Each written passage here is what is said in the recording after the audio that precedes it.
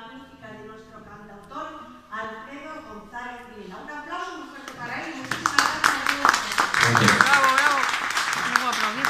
El aplauso yo lo recojo y se lo doy a ella.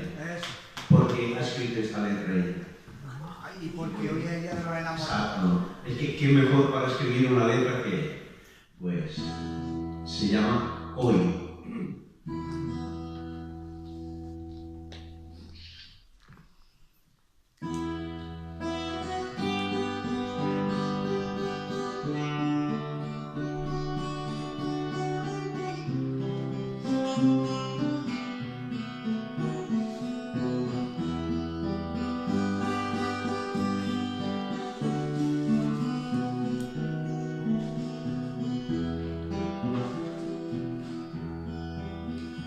Hoy he visto que la ausencia en la palabra sujetaba bien mi vida con sus hilos, el recuerdo que está fijo en tu mirada,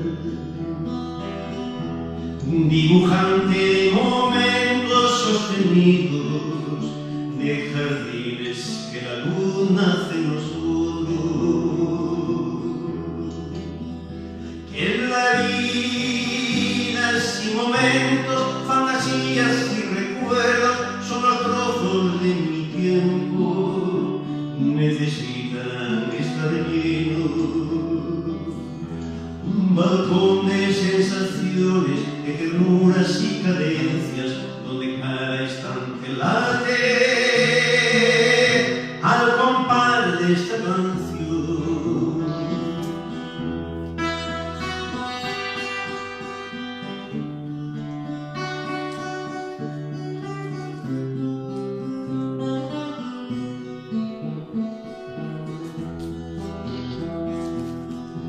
Hoy he visto que la ausencia en la palabra sujetaba bien mi vida con sus hilos, el recuerdo que está fijo en tu mirada, dibujante de momentos sostenidos, de jardines que la luna hace nosotros,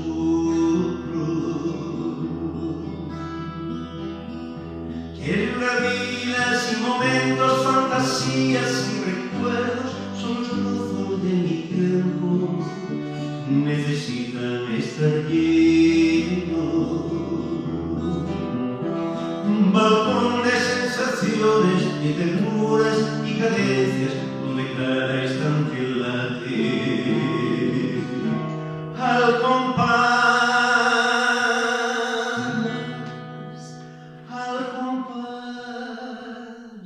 de esta canción.